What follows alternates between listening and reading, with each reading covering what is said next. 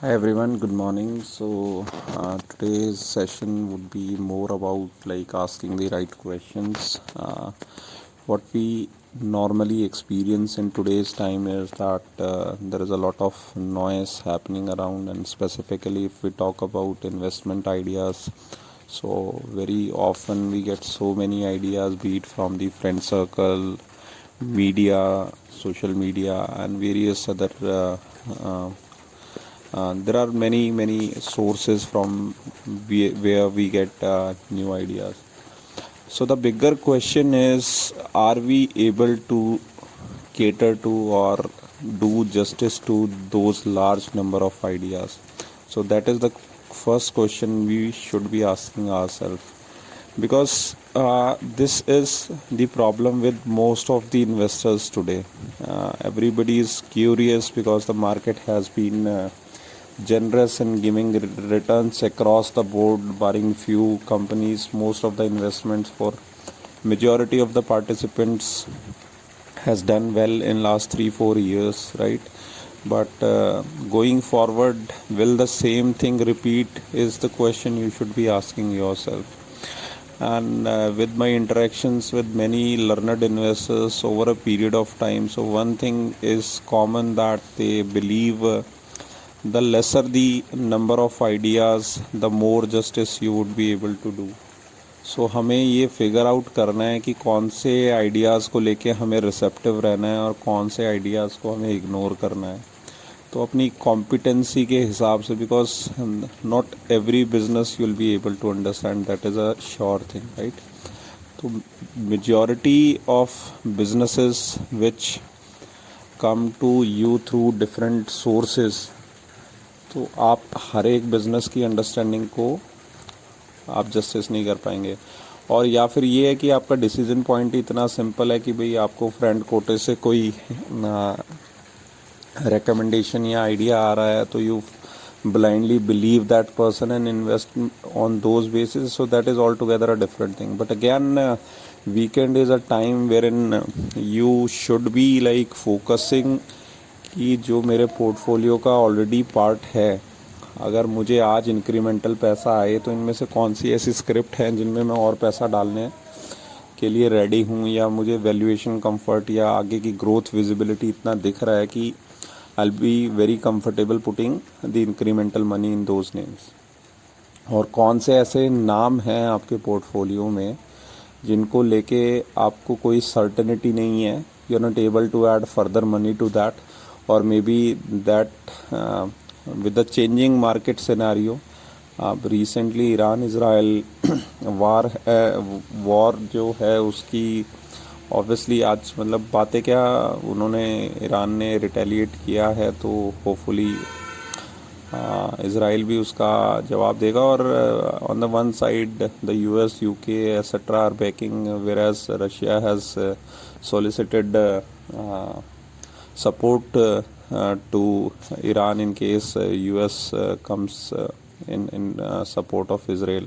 So basically ये एक छोटा इवेंट नहीं रहेगा, बिकॉज कोई भी कंपनी होती है उसकी across the value chain you have to see कि अगर ग्लोबल टर्मोइल होता है तो कहाँ पे उसको इम्पैक्ट करता है. So there are many moving parts, और स्पेशली ऑयल और अदर रिसोर्सेज जो कि we being in India are the I mean that is the biggest import bill for us.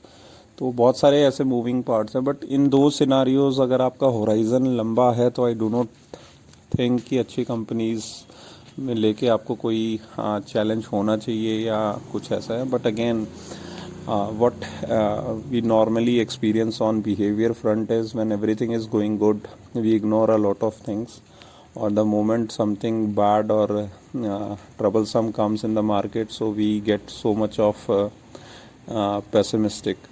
But again, if there is some correction happening from here, so definitely the names which you think had run up and was the valuation comfort was not in place, so definitely they'll come to some sanity, and you can again take an informed decision कि भाई अभी valuation comfort आ रहा है तो we can take a position or not.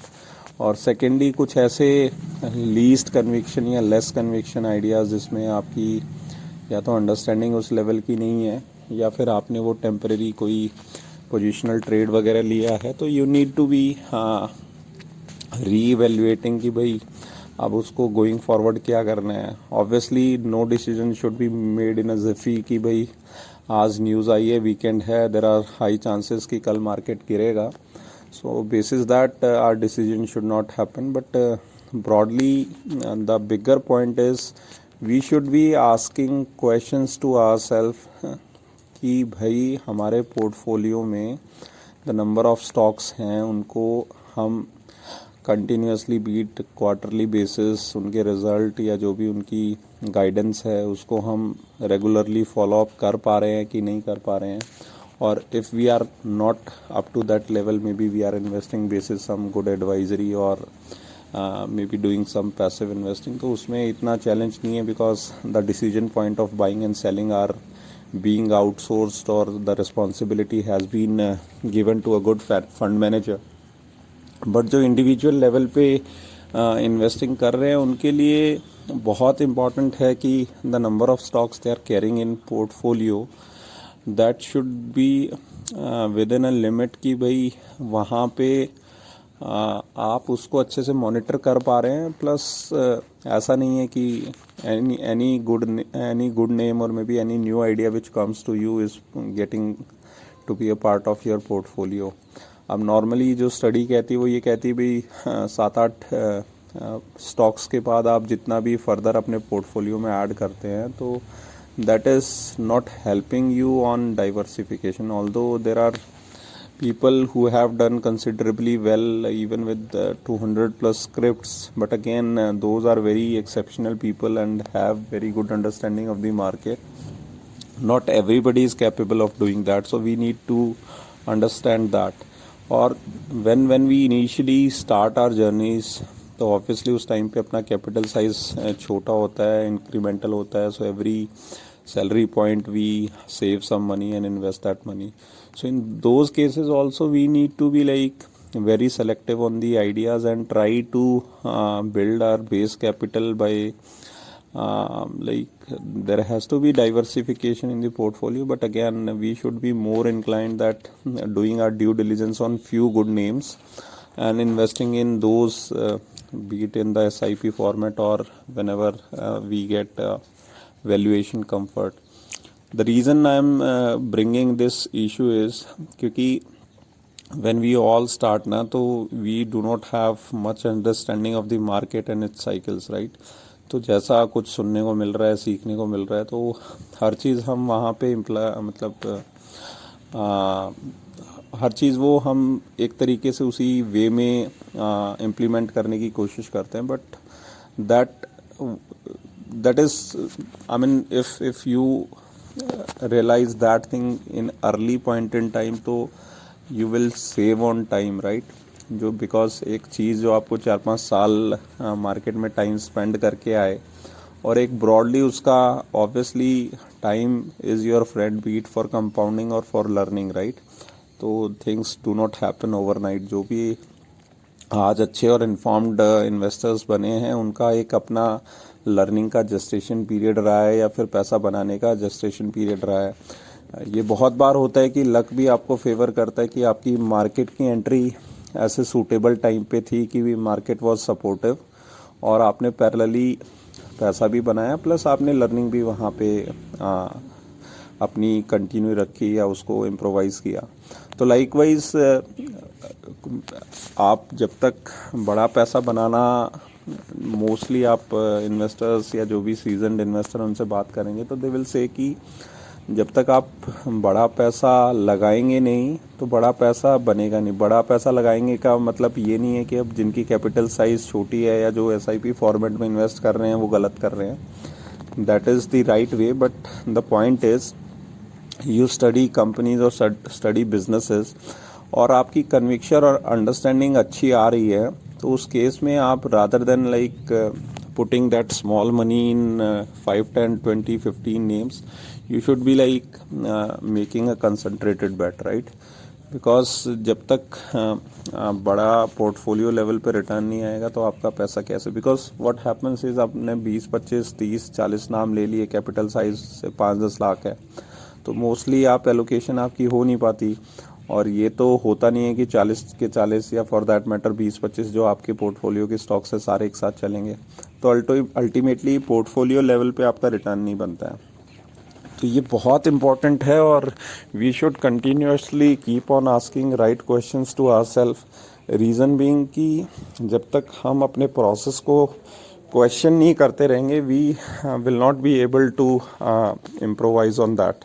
So this is very important.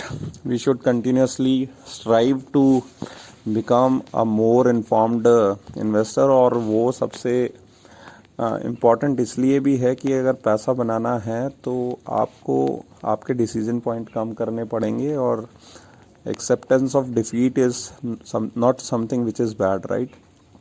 मान लो मुझे कोई चीज़ नहीं आती है तो व्हाट के I have two options, either I try to learn और अंडरस्टैंड दैट, और वो मैं कोशिश करता हूँ, और at any point in time I am not able to do, तो मेरे को यार ये एक्सेप्ट करने में कि यार मेरे से नहीं होगा, तो उसमें ऐसा नहीं है कि you come out as a loser, but that is again a wise decision. भाई जब आपसे नहीं हो रहा है या तो आप उसको छोड़ दो या आउटसोर्स कर दो।